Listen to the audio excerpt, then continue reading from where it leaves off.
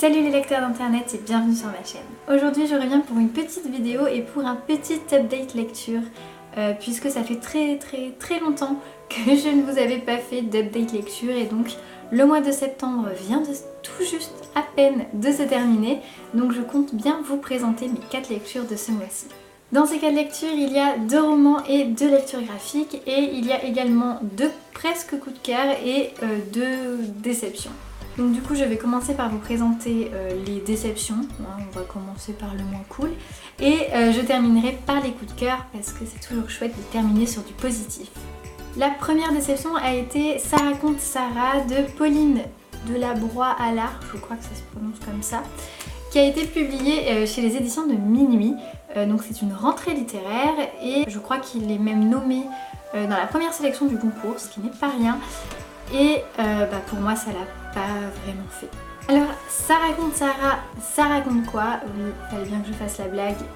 On suit l'histoire de la narratrice, dont on ne connaît pas le nom, qui va tomber éperdument amoureuse de Sarah. Et donc elle va tomber éperdument amoureuse de cette jeune femme et elles vont avoir une relation assez tumultueuse, très passionnée, mais passionnée dans le mauvais sens en fait. Donc l'histoire en gros c'est ça, on va vraiment suivre l'évolution de leur relation. Moi ça ne l'a pas vraiment fait, j'ai été vraiment déçue parce que je m'attendais à vraiment quelque chose de mieux en fait. Le point positif de ce roman ça a vraiment été l'écriture que j'ai finalement quand même beaucoup aimée. En fait on va avoir une écriture assez rythmée qui va nous embarquer en fait vraiment dans un rythme assez effréné vraiment au rythme de leur passion. Elles vont au début se découvrir et puis ça va aller crescendo très vite jusqu'au sommet de leur relation.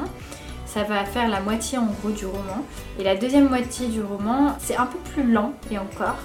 Mais voilà, c'est autre chose. Je ne veux pas vous spoiler donc je vous dis pas grand chose. Mais voilà, il y a vraiment 2 parties distinctes dans le roman. La deuxième partie totalement gâché la première partie. Je trouve en fait que cette passion, je l'ai trouvée très romantisée entre guillemets. Je veux dire par là que c'est presque une passion idéalisée pour l'autrice ou même la narratrice. Alors que je trouve que c'est une passion mais tellement malsaine et je trouve pas ça cool en fait de romantiser ce genre de relation. Parce que clairement, je l'ai ressenti comme ça en tout cas, j'ai trouvé leur relation assez problématique. La narratrice, je l'ai trouvée passive et j'avais envie de la secouer, voilà, j'avais envie de la secouer pendant tout le livre en lui disant mais fais tes propres choix, sois toi-même, je sais pas, mais elle se calquait beaucoup trop sur cette entité qu'est Sarah, qu'elle met vraiment sur un piédestal et voilà, j'ai trouvé ça vraiment moyen parce qu'il y a aussi le fait que la narratrice s'oublie totalement. On a l'impression que dès le moment où elle rencontre cette fameuse Sarah, elle va se calquer sur elle et s'oublier totalement, voire oublier toutes les personnes qu'il y a autour d'elle. Il y a un truc qui m'a particulièrement choquée, enfin étonnée, c'est le fait que cette narratrice a un enfant quand même, elle a une fille et on n'en parle pratiquement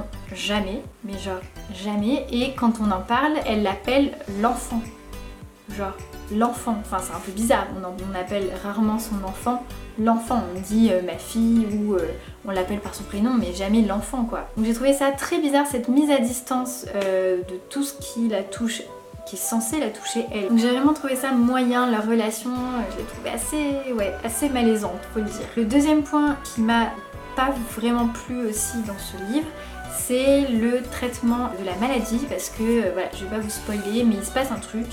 Il est question à un moment dans le roman d'une maladie. J'ai trouvé que ce thème était vraiment maltraité. J'ai trouvé aussi que ça pouvait être très problématique pour certaines personnes qui ont connu ce genre de maladie, que ce soit chez eux, dans leur famille. C'est vraiment une déception. Je crois que je vais lui mettre 2 étoiles sur 5 sur Goodreads. J'en attendais vraiment beaucoup et voilà, je finis avec cette déception. Mais bon, c'est pas grave, j'ai eu d'autres coups de cœur dans ce mois, donc tout va bien.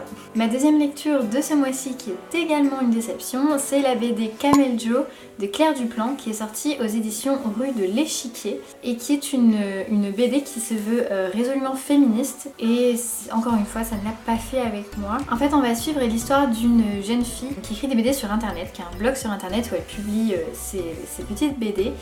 Et en parallèle, elle dessine également l'histoire de Kamel Jo, qui est une genre de super héroïne féministe qui porte des leggings léopard ultra moulants et des crop tops et je sais plus exactement, enfin bon bref c'est assez loufoque. Et en fait elle est censée, dès qu'il y a des gens qui abordent un peu lourdement des filles dans la rue, celle-ci arrive et en gros bat ces personnes-là. Voilà, en gros c'est ça l'histoire. Et en fait j'ai été assez déçue parce que je m'attendais vraiment à quelque chose de plus fin, on va dire. J'ai trouvé en fait que le thème du féminisme était amené mais pas de façon à rendre hommage aux féministes justement. Et l'humour ne m'a pas forcément non plus touchée, j'ai pas vraiment rigolé comme apparemment il fallait. J'ai trouvé que ça allait beaucoup trop vite sur certains moments. J'ai trouvé que certains thèmes qui étaient abordés pouvaient être super intéressants mais ils étaient vraiment pas assez développés pour que ça rende vraiment quelque chose de concret et de bien construit. C'était pas amené de façon à ce qu'on réfléchisse vraiment à tout ce qu'englobe le féminisme, tous les combats de ce féminisme là justement et voilà, j'ai trouvé ça dommage parce que ça tombait un peu à côté alors que les idées de base n'étaient pas mauvaises. Passons maintenant à mes deux dernières lectures qui elles ont été de presque coup de cœur. C'est pas des gros coups de cœur mais presque, j'ai beaucoup aimé mes lectures. Et je commencerai par La vraie vie d'Adeline Dieudonné qui a été publiée chez les éditions L'Iconoclaste et qui pour moi est une très bonne lecture. Dans ce roman on va suivre une jeune fille qui vit dans une famille un peu compliquée.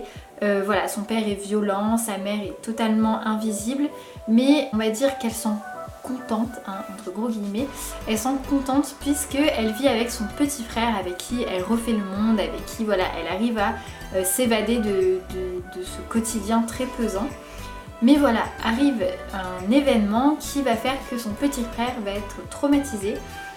Et tout l'enjeu du livre, pendant tout le livre, cette jeune fille va essayer de tout faire en fait pour essayer de retrouver le petit frère qu'elle avait avant cet événement. Alors c'est un roman qui est assez dur, qui je pense, suivant les sensibilités, pourrait ne pas correspondre à tout le monde. Pour ma part, oui je l'ai trouvé dur, mais j'ai trouvé l'écriture tellement jolie. On est pris en fait dans le roman. Pendant tout le roman, j'étais en tension, j'avais envie vraiment de savoir ce qui allait se passer, de savoir comment cette histoire allait finalement se terminer, avec ces personnages tout aussi horribles les uns que les autres, et cette jeune fille au milieu de tout ça, un peu perdue dans ce monde trop dur pour elle. Et voilà, j'ai adoré ma lecture. Je l'ai lu très rapidement, c'est pratiquement un coup de cœur, vraiment. Je crois que j'ai dû lui mettre 4,5 sur 5. Je vous le conseille vraiment. Alors voilà, ça touche des thèmes assez compliqués comme la violence conjugale et d'autres thèmes compliqués que je ne vous spoilerai pas. Donc il faut en être averti. Je pense pas que tout le monde puisse vraiment le lire et l'apprécier à sa juste valeur suivant, voilà, comme je le disais, suivant sa sensibilité. Mais vraiment je vous le conseille parce que c'est un très bon livre qui fait d'ailleurs partie également de la première sélection au Goncourt et je vous avoue que c'est mon petit coup de cœur du Goncourt et voilà, je suivrai vraiment son actualité parce que j'ai adoré ma lecture. Je vais maintenant vous présenter ma toute dernière lecture de ce mois de septembre qui est une BD et pas des moindres puisqu'elle m'a été offerte par ma copine Cécilia de la chaîne Axio Jurassic Books. Si tu passes par là, encore merci. Et j'ai juste adoré cette lecture. Et cette BD n'est autre que Nils de Antoine Carion et Jérôme Hamon qui est paru chez les éditions Soleil dans la collection Métamorphose. Et je vais vous la montrer parce qu'elle est juste sublime. Dans cette BD, on va retrouver le personnage de Nils et de son père qui vivent dans une communauté où en fait la terre est devenue stérile, plus rien ne pousse et ils vont devoir donc partir en quête en fait de plantes qui poussent quelque part.